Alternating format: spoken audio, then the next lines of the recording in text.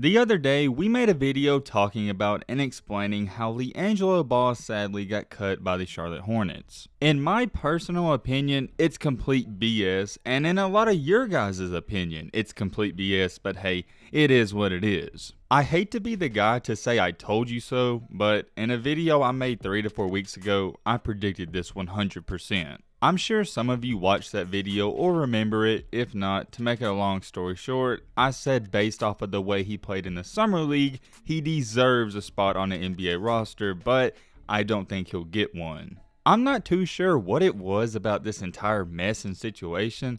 I think a lot of people felt this way. You could kind of see this coming. From the start of his Summer League career, I was getting this weird feeling and vibe from the coaching staff. They really didn't care too much about him. They weren't blatantly disrespecting him or saying bad things about him. If you watch the games, you know what I'm talking about. I want to ask you guys a question.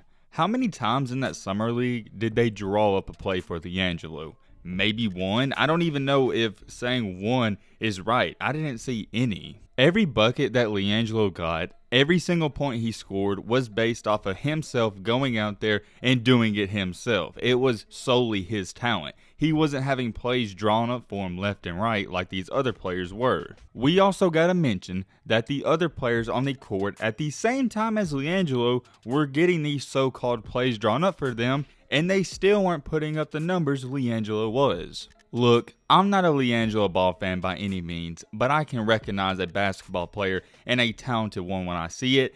If you say he doesn't deserve a shot at the NBA after what we saw in the Summer League, I don't know what to tell you. He deserves a shot. Here, let's look at this. I'm not going to say any names. You can do what you want with this information. Here's a picture of the training camp roster the Charlotte Hornets released, and they have 20 players listed. I'm not going to single out players. I will say this. Liangelo Ball, he's better than at least 3 to 4 of the guys on this list right here. Oh yeah, how can we forget to mention that he really was one of the best 5 players on that entire Summer League team. It doesn't even matter how you look at it. If you want to look at the eye test, he looked like a top 5 player on the team. If you want to look at his stats, he was still looking like a top 5 to top 6 or 7 player on the team. It was almost like the Charlotte Hornets were wanting him to fail, and they were setting him up for failure, but somehow in a miraculous way, he didn't fail. He was only averaging 17.4 minutes per game.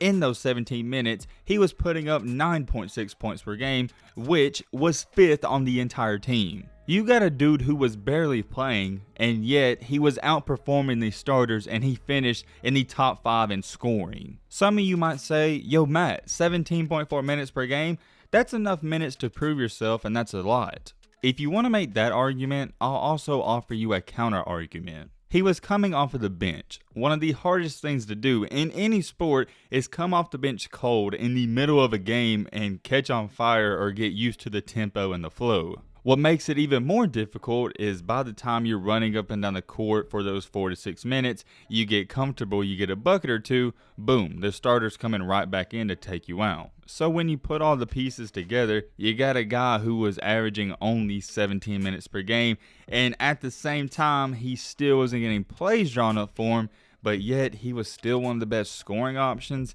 You got a guy, in my opinion, that proved more than enough.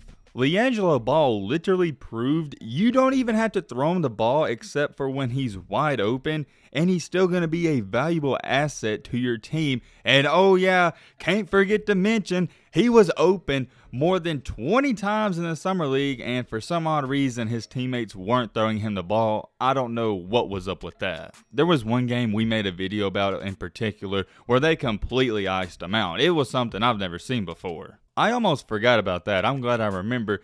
Adding that, it makes it more impressive that he was doing what he was doing.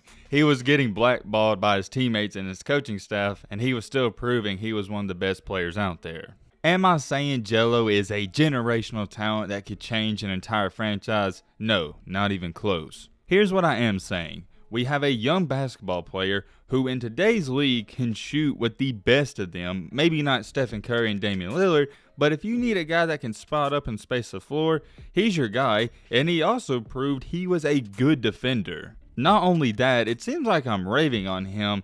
You can call it how you want it, but there's so many good things about his game. I was actually shocked with how good he played and how hard he played on defense.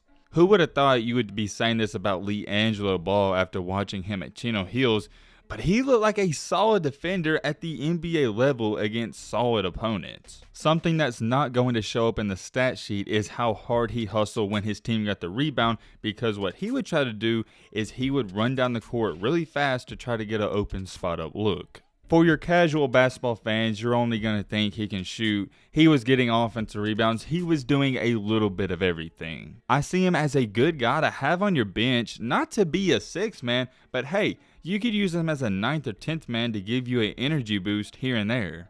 I haven't even talked about this. Speaking of an energy boost, wherever he goes, you already know that's going to bring in a ton of fans. I saw someone say this, I hope I can find it. They said, a team like the Pacers could instantly gain some media attention by bringing him in, and if he pans out, it'd be like adding a second round pick player for nothing. That's absolutely right, 100%. The way these NBA teams are hiding from Liangelo, they're acting like he has a $150 million contract that they're going to have to pay out and they don't want to put him on the team. In reality, if you add Liangelo Ball to your team, it's going to cost you almost nothing, so you're not taking a big chance. That's what is the most mind-boggling thing about all of this to me. It's little, and I mean little, to no risk at all. If he doesn't play good, you can cut him. I also saw this from the same person. They added, the Brooklyn Nets are a team that has so many high-paid players and they need to find young players who can have minimum deals.